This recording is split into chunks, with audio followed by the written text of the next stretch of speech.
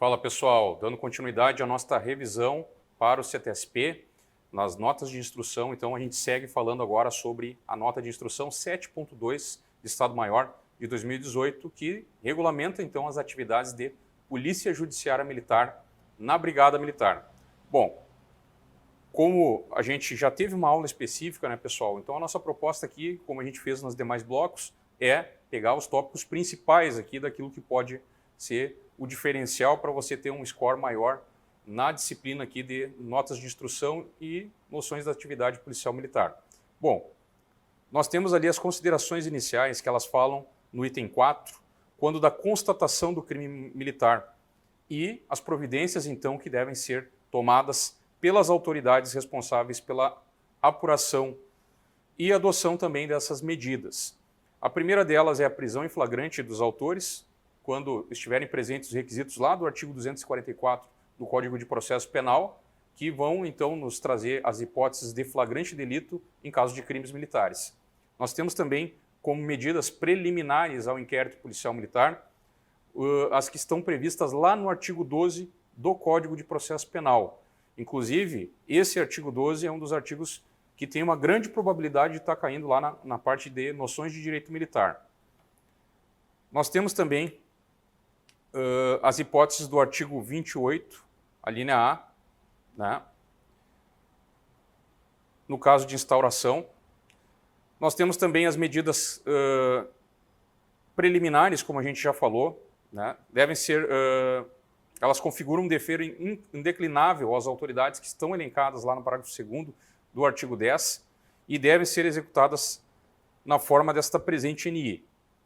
Bom, e nós temos as questões referentes ao flagrante delito, procedimentos de inquérito policial militar e registro de ocorrência militar. Então a Corregedoria lá vai publicar normas complementares, como tem feito aí nos últimos anos, no sentido então de padronizar os procedimentos de Polícia Judiciária Militar e também por meio do sistema de correição da Brigada Militar.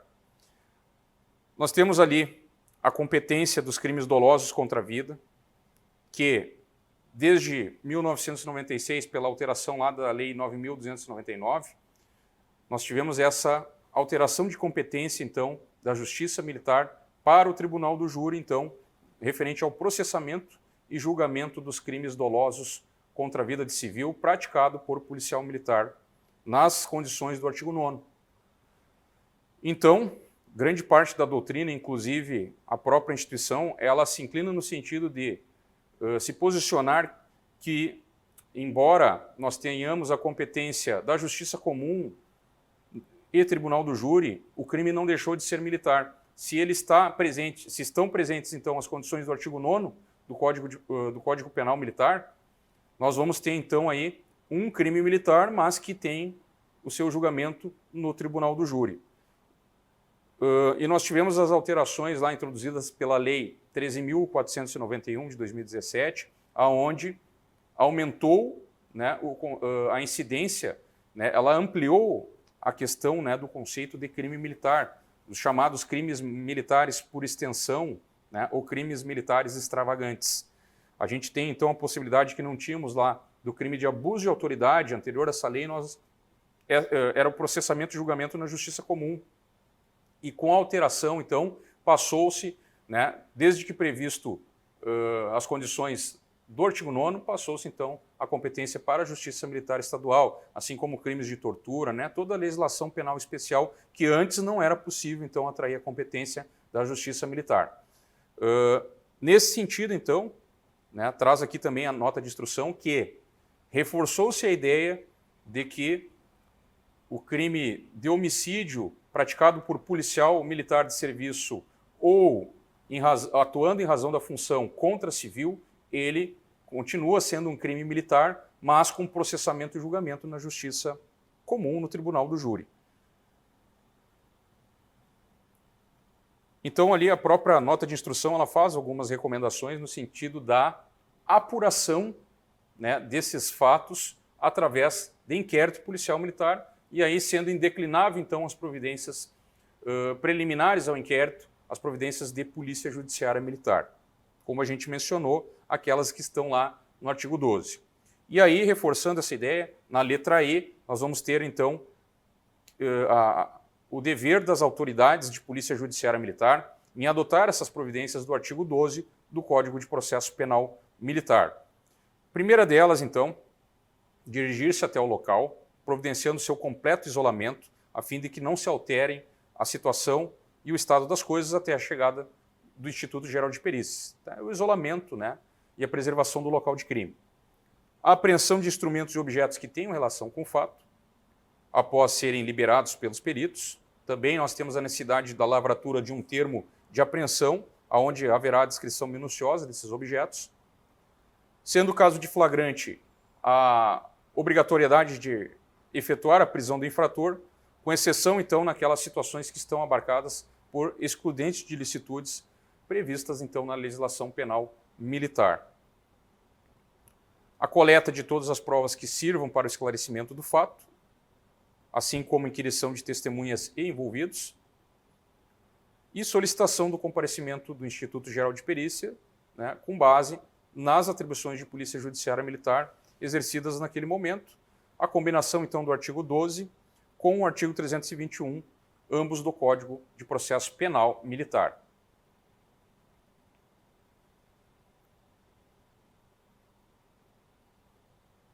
E nós temos, quando da instauração do IPM, né, algumas orientações. Né? A primeira delas, que compete ao comandante do APM e à autoridade de Polícia Judiciária Militar competente, pelo meio mais rápido possível, nomear um oficial, então, para a confecção do respectivo IPM. Então, o comandante, que tem a responsabilidade, que é a autoridade de Polícia Judiciária Militar, a depender da circunscrição do local do fato, ele vai, então, nomear um encarregado, um oficial encarregado para proceder esse inquérito policial militar. Essa nomeação, conforme essa nota de instrução, ela diz que deve recair ao oficial de serviço sempre que ele não estiver envolvido na ocorrência e, caso ele esteja envolvido, então deve ser nomeado outro oficial. Este oficial encarregado do IPM, caso não tenha sido providenciada aquelas providências anteriores ao IPM, previstas lá no artigo 12 do CPPM, ele deve, então, né, providenciá-las. Ele tem também à sua disposição poderes de requisição que estão previstos lá no artigo 321 e 378, parágrafo 3º do Código de Processo Penal, a fim, então, de garantir a agilização dos procedimentos. Ou seja, ele não precisa seguir o canal de comando para requisitar, então, diligências no que diz respeito ao exercício de Polícia Judiciária Militar.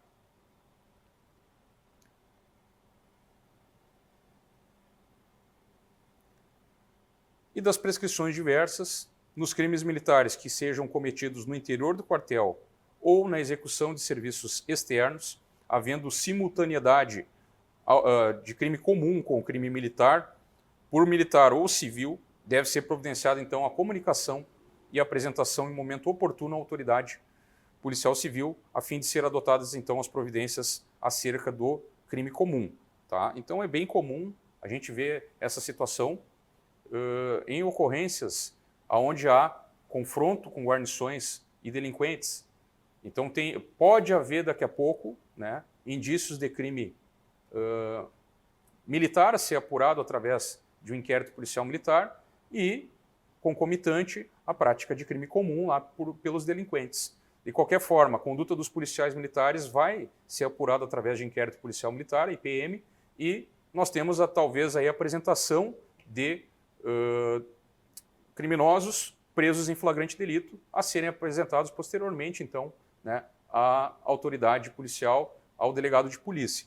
Então, nesse caso, nós vamos ter dois procedimentos simultâneos e a orientação, então, aqui é que, tão logo se tomem as providências de Polícia Judiciária Militar, se adotam, então, né, as providências referentes ao crime comum junto à Polícia Civil.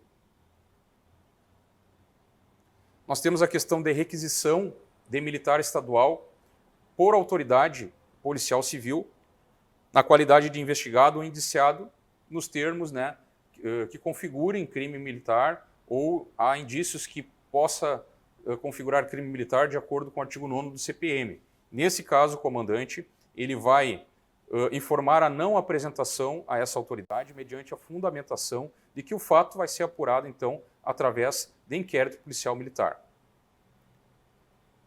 E havendo dúvida sobre os termos da requisição, o comandante ele pode solicitar esclarecimento, então, ao delegado de polícia e avaliação para fins de apresentação ou não do militar, né?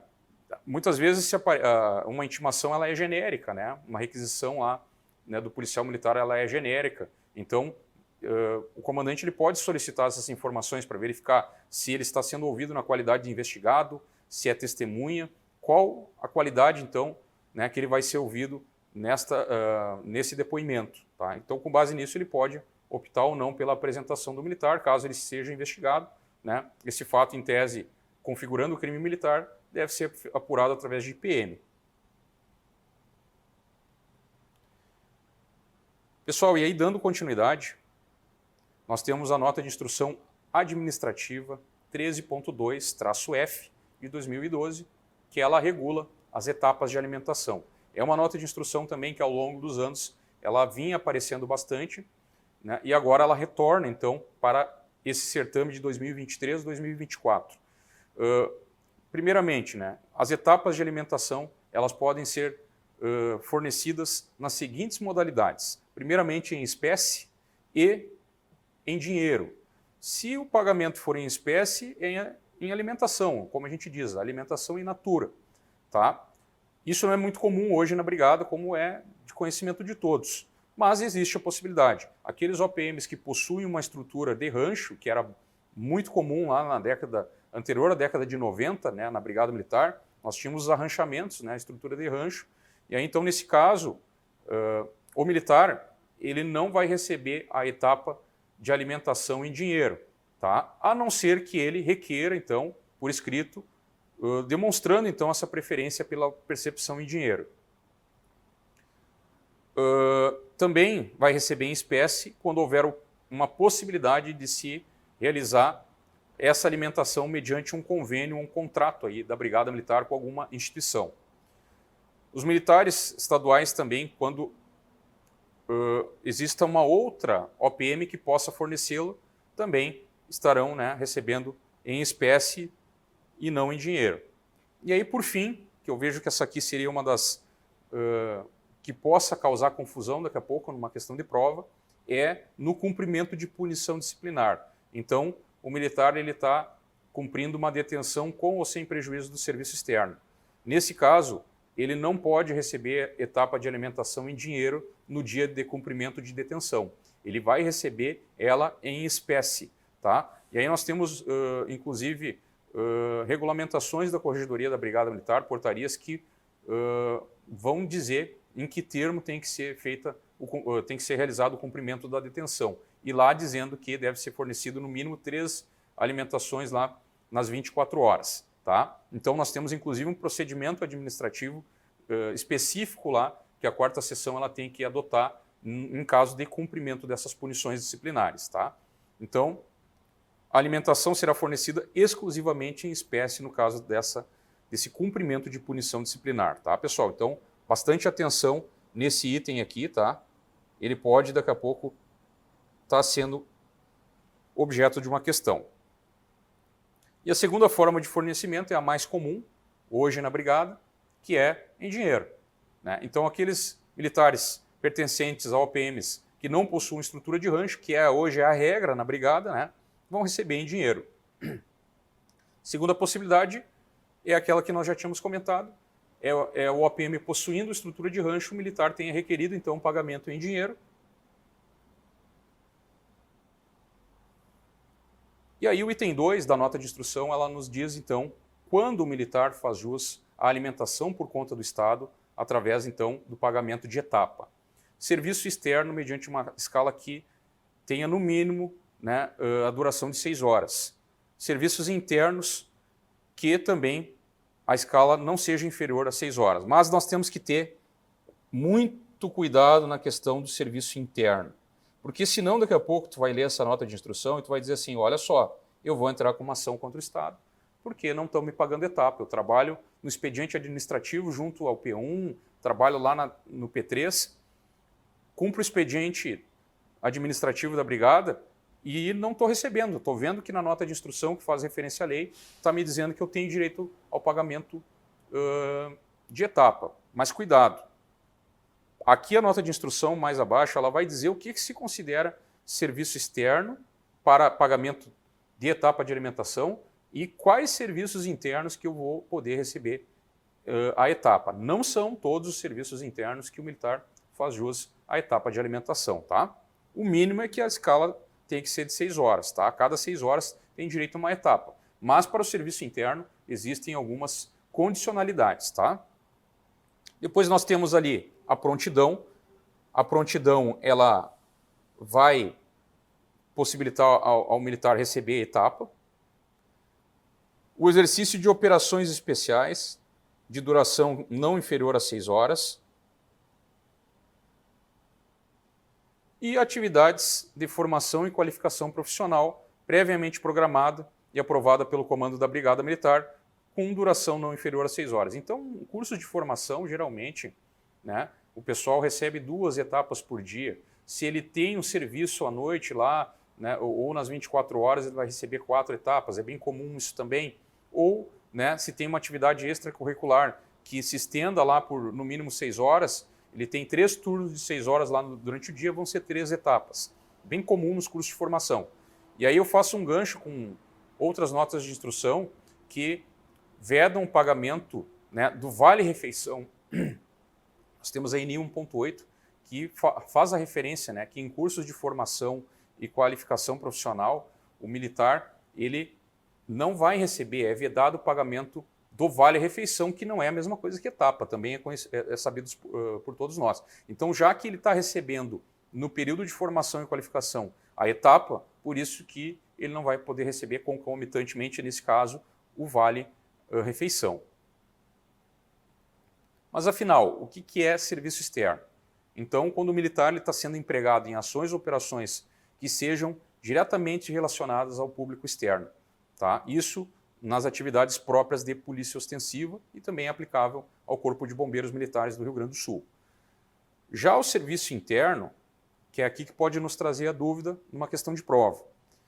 Pessoal, então são atividades de polícia ostensiva, elas têm que ter um caráter permanente, então, esse serviço interno. E ele tem que ser de contínuo apoio ao serviço externo e de atendimento ao público em geral. E eles não podem sofrer solução de continuidade nas 24 horas, ou seja, não pode haver interrupção da prestação desse serviço. Então eu pergunto para vocês, o expediente administrativo se encaixa aqui nas condições de serviço interno para pagamento de etapa? Não. Ele vai sofrer solução de continuidade, ele vai ser desenvolvida a atividade administrativa na brigada no horário de expediente, comumente do meio-dia e 30 às 18h30. Alguns locais fazendo expediente de 8 horas. Mas não existe um militar cumprindo essa escala administrativa nas 24 horas. Esse atendimento ele não é em apoio, ele é apoio imediato, não imediato ao serviço externo. Ele não tem contato com o público externo em geral. Tá? Então, por isso que não atendem os requisitos aqui para pagamento de etapa. Já daqui a pouco o militar que atua lá na subseção de processamento de ocorrências, a SSPO, ele se encaixa, desde que a seção ela esteja, né, funcionando 24 horas. Se é uma SSPO que funciona 24 horas, o militar faz jus ao pagamento de etapa.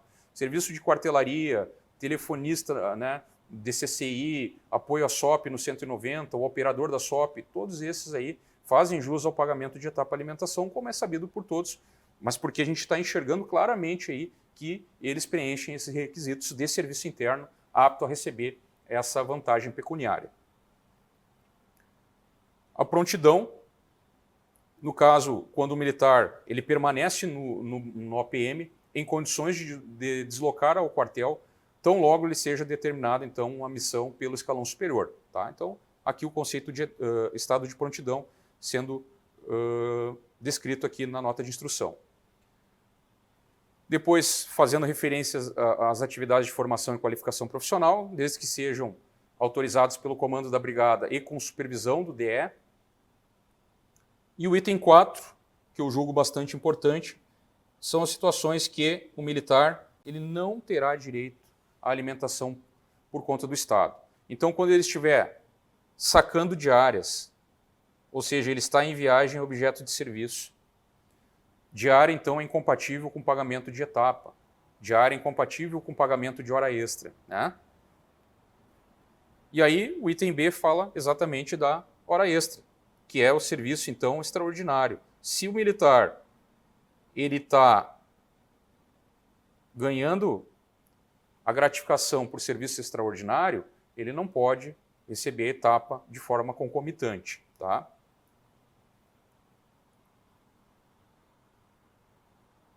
Depois, o item 5 nos fala, né, do antigo Corpo Voluntário de Militares Nativos, atuais PME, né, Programa Mais Efetivo, eles vão ter também, né, o direito ao pagamento dessas vantagens.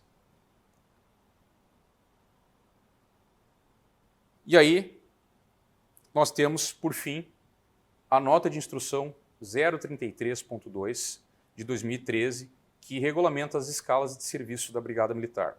Também vejo aqui como uma nota de instrução muito importante aí para a tua prova lá do dia 28 de janeiro. Então, inicialmente, nós temos definições de termos, inclusive, eu já vi esses termos serem cobrados em questões de prova em processos seletivos anteriores do CTSP, tá? Então, o serviço, ele conceitua como tanto uma atividade interna quanto externa, ela é desenvolvida por militar na execução das atividades de polícia ostensiva em decorrência, então, de um dispositivo legal gerenciada por um comandante. Pessoal, sem mistério nenhum esse conceito, né? Agora, nós temos ali turno e jornada, e esse pode nos confundir, então, na hora, daqui a pouco, de fazer uma questão que possa ser aí um relacionar colunas, por exemplo. Então, aqui que a gente tem que ter atenção. Turno de serviço, então, ele vai ser a divisão de um dia de trabalho, tá? Então, ele é um período temporal que ele resulta da divisão do dia de trabalho. Então, o militar estadual está sendo empregado nesse período temporal, numa escala ordinária, que resulta da divisão do dia de trabalho, tá? Nas 24 horas. Já a jornada, ela é o período de emprego do militar também, que pode ser coincidente ou decorrente da somatória dos turnos de serviço quando eles estiverem agrupados. Então, minha jornada ela pode ser de 12 horas, eu estou agrupando 2 turnos de serviço, tá? Então, esse período é o somatório desses turnos de serviços, né, que ele pode ser coincidente ou decorrente com esses somatórios quando forem agrupados, tá? Então, não posso confundir turno com jornada. A jornada ela pode ser o somatório dos turnos agrupados, tá? Nós temos o descanso ou intervalo, que é o período temporal de afastamento total concedido ao militar entre um turno de serviço e a sua jornada de serviço. E outro subsequente. Exemplo, eu cumpro uma escala de 12 horas de serviço, né, por 36 horas de intervalo ou descanso. Tá? Então, eu tenho uma jornada aí de 12 horas e um turno e um intervalo de 36. Né? Então, esse período temporal entre um turno de afastamento, entre um turno, uma jornada e o meu subsequente, então, né, emprego, vai ser o meu descanso, né? Esse período que é de afastamento total entre as minhas escalas. E o ciclo de serviço seria a somatória da jornada de serviço e o período destinado, então, ao respectivo descanso. Tá? Então, eu estou considerando jornada e o período de descanso. Então, a gente diz que ciclo de serviço seria a minha escala 12 por 36 e eu enxergando ela lá no período, então, do mês. Tá? Então, esse seria o meu ciclo de serviço. Jornada semanal é a somatória das horas trabalhadas no período de uma semana, no lapso ininterrupto de 7 dias.